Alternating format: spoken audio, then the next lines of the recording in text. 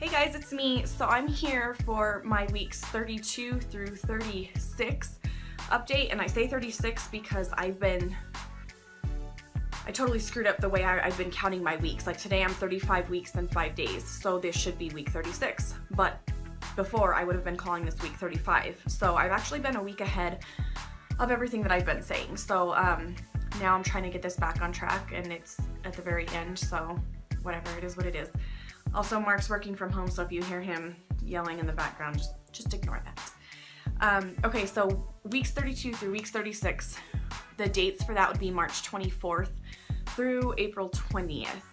April 20th is actually tomorrow, but not a lot's going to change between right now and then anyways.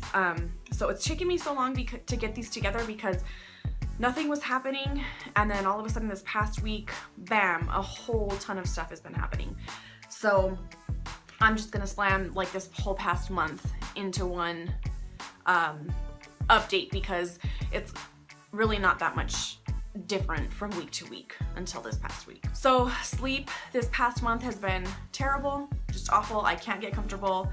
Same thing as all my other updates, I just can't get comfortable. It really stinks, and sleep is just terrible. As far as best moments, obviously it's not for a week, so I'm just going to talk about some of the key moments. March 25th we had our hospital tour, and that was super exciting. When we first got in there, they took us to the labor and delivery triage, and I started having like a panic attack just being in there. And I think it had a lot to do with it's so medical in there. It's not comfortable at all. Like, it's very, very medical, and all the equipment and stuff, and it smells like the smells it remind me of. I think it's the alcohol reminded me of like doing IVF and like having to do the alcohol swabs and all my injections and stuff. So I don't know, it just gave me a really awful feeling. Like, I was very nervous, and I felt like I was having like a panic attack, just a lot of anxiety. But we moved on into where we would actually be going for, if we get admitted, you know, for labor and delivery, and where the recovery rooms were, and I was fine after that. So it was weird. It was just that little first part. But just being at the hospital, and we got registered and all of that stuff, it was super exciting. So it was a cool day. The next moment would be April 1st, and that was Mark's pamper party his best friend had for him at his house. And so a bunch of the guys got together, and they played cornhole and drank and just had a really great time, and we got a ton of diapers, so I was super grateful for that. And that day I went and had a prenatal massage. It was a 90-minute massage, and it was amazing. It was so relaxing, and it was just really great. I was talking to the massage therapist and telling her that I thought I was having sciatic nerve problems, and that's what I've been telling you guys. But the way I was explaining it, and what she told me, is that it's not sciatic. I'm just having gluteal muscle issues, and it's due to like my pelvic area just stretching. So yeah, that was fun, but interesting to learn. But it was a really great massage, and it was just super relaxing, and I wish I could do that every week. The next moment would be April 8th, and that was my baby shower, and it was just really great. I just felt super blessed to have, it was really small. It was just mostly family and a few very close friends, but really overall it was mostly family, and it was just a really great day. Like, and I just felt so blessed to have such great friends and family, and to see how loved Gianna's gonna be. Like, it was just a really great day. Also, my grandparents' 60th, well, a lot of my dad's family came in from out of town, and we all came to our house that night, and we got to spend some time together. And my grandparents' 60th wedding anniversary was coming up, so we had a little celebration for them too, and it was just a really great day to celebrate Gianna and my grandparents' marriage, and it was a really, really great day. So typically here I would talk about doctor's appointments, but that is the craziness that's going on, so I'm going to save that for last. So let's move on to symptoms. And in this past month, all my symptoms have been the same. All my gluteal muscle pain, and it's all on my left butt cheek. It stinks. Also, heartburn has been terrible, really, really bad. My pelvic and hip pain when I lay in one position, especially when I'm laying down in bed, it's just been like so uncomfortable. And then I try to get up and walk, and like my pubic bone is killing me. Also, the swelling in my calves, my ankles, my feet, terrible. It's been so, so bad. And just overall fatigue, really. I mean, and those are all the symptoms that I've had for the past 4 weeks, like, and they've all been the same. Food cravings, I haven't really had many food cravings. I think movies and TV shows like play up the food craving thing. Like, I haven't had anything that I just am dying to have, like, I have to have this. So I don't know, I think like movies and TV and stuff really play it up a lot more than it is. The only real craving I can think of is that I've been having is fresh fruit, and I think it's because like springtime and summer's coming, and just fresh fruit sounds so refreshing to me. So that's really been my only food craving. Food aversions, again, no food aversions really, just anything spicy. I don't want to eat anything spicy because it makes my heart burn so bad. So I don't know if that's really a food aversion or if it's just something that I'm trying to avoid, you know, because I don't want the side effects. But yeah, that's it for food cravings and food aversions. Movement, yes, of course, I'm feeling her a ton and all of the time. A lot of people told me that I would feel her, you know, in the middle of the night and she's gonna keep me awake at night, and she doesn't do that at all. I hardly feel her moving at night at all. Like, she sleeps when I sleep. I hope that carries on when she's here, but I mean, I'm not counting on it. But yeah, movement, lots of movement. And I noticed that she's definitely running out of room because the feelings of the movement, it's like she's a lot more restrained. It's a lot more swiping motions and just like stretching slowly kind of things. It's not real crazy like it was before. Stretch marks, no stretch marks yet, guys. We're almost at week 36 and I don't have stretch marks yet. So I'm hoping I might have been one of the lucky ones and gotten away with no stretch marks, but we'll see. What I missed over this past month is really not having food restrictions. Like, the main things are lunch meat. I really want like a cold cut sandwich so bad. Raw cookie dough is like one of my guilty pleasures, and I haven't been able to have that because it has the raw eggs, and over easy eggs. Like, I love over easy eggs, and so those are like the 3 main ones. But really just in general, like having to be careful of what I'm eating. Not having to be careful of what I'm eating, that's what I miss. What I'm looking forward to, also what I miss is moving around easily. Just getting out of bed, sitting up, rolling over, getting off the floor, whatever I'm doing. Like, I just really miss being able to move around freely. Yeah. So what I'm looking forward to is getting her nursery done. I'm in here now. You can probably see I've been doing all of her laundry. So I have clothes all over the floor and stuff, and it's really starting to come together. And I'm really just looking forward to getting the nursery done, and I'll definitely do a nursery tour because I'm so proud of how it's coming out. It's so cute. But yeah, that's what I'm really looking forward to, is just having her nursery done.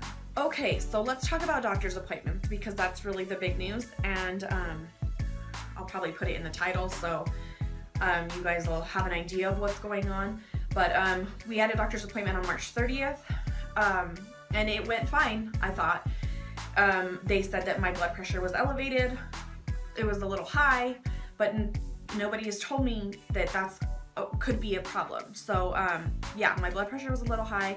We heard her heart rate. It was at 154 beats per minute. I also, during our hospital tour, decided that I wanted to do a water birth, and so I set up a consultation because my OB doesn't actually do water births. Sorry guys, I dropped the camera. So I set up a consultation on April 14th with the midwife that does the water births. And so we went in on April 14th, and the nurse took my blood pressure and she said, wow, that's high. And it was the first time that somebody seemed like shocked or like it could be a problem. And she told me, let me have you lay down on your left side, rest a little bit, and when the doctor comes in, we'll talk about it more. And then the doctor came in, And she was talking a little bit about water birth, and she was like, and I mean, I went in there prepared with questions like, is it gross? You know, does the water get really dirty? Like silly questions, you know, like I went in there thinking I was gonna have a water birth. And she said, I know you're expecting, you know, to talk about water birth, but really that's not gonna be an option for you. I was like, what the heck? And she said, because my blood pressure has been elevated, and it's been elevated for the past 3 appointments. And nobody told me if I have more than 1 elevated blood pressure during an appointment that it was going to be a problem. So this totally caught me off guard. And she said if that she wanted to schedule me for another appointment on Monday, April 17th, and I need to talk to my regular OB. And she said, I know you came in here to talk about water birth, but we're actually going to talk about inducing you at 37 weeks. What in the freak? 37 weeks is April 28th. And that's 2 weeks away. Like, what are you talking about? Like, inducing what? So I freaked out. I called my mom afterwards, and I was just super panicked about it. I mean, like, just wondering about her. Is she going to be ready at 37 weeks? Are we going to be ready at 37 weeks? Here I am thinking I have a whole nother month to get ready, and now they're talking about inducing me at 37 weeks, which is April 28th. So I asked her, you know, a few more questions about if she was going to be okay, how that was going to go, you know, those kind of things. And she said, typically little girls' lungs mature quicker than little boys do for whatever reason. So that was a little more reassuring. But also she said, me being this being my first pregnancy, and that my blood pressure being stable and normal up until a few weeks ago, once my blood pressure went up, that it usually sends like kind of like a shock to the baby, and they start maturing their lungs faster, getting ready for an early delivery, which is amazing and totally miraculous if you think about it. So that kind of put me at ease a little bit. But she scheduled me for an ultrasound, which scared me even more, on Monday the 17th, and a follow-up appointment with my regular OB to discuss what we were going to do and if we were going to have to induce. So Monday, April 17th came around. We had our ultrasound first in the morning before we even talked to my OB. And during the ultrasound, we found out her weight, and so they were saying that she's weighing at 6 pounds 11 ounces, which is large. She's measuring 8 days ahead, which is good too, especially if we're gonna be inducing. That was a good thing that she's measuring 8 days ahead. Her heart rate was at 141 beats per minute. Everything looked good. There was plenty of fluid. The tech said there's plenty of fluid. And I'll put in a few pictures. We got a really cute picture of her face, finally. And she has a ton of hair, and you could totally see it on the ultrasound. So I'll put those pictures in here.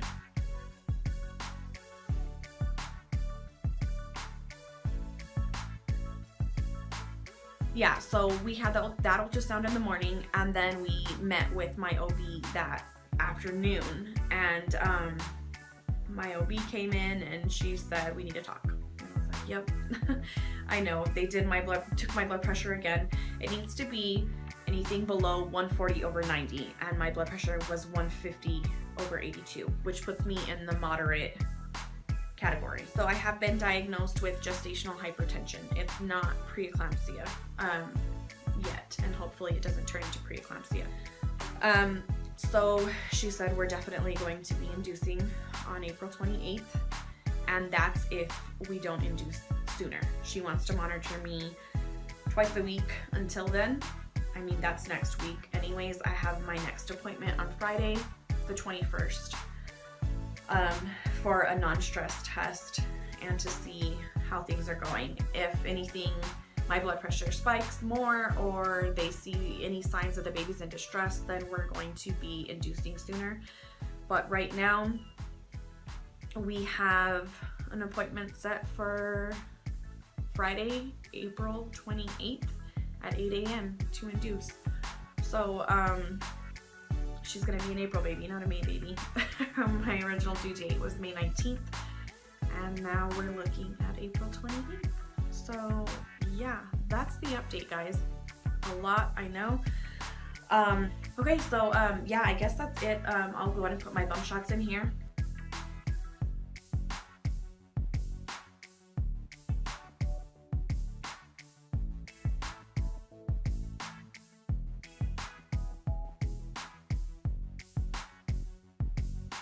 Crazy update, I know. Kind of standard stuff in the beginning, and then bam, here we go.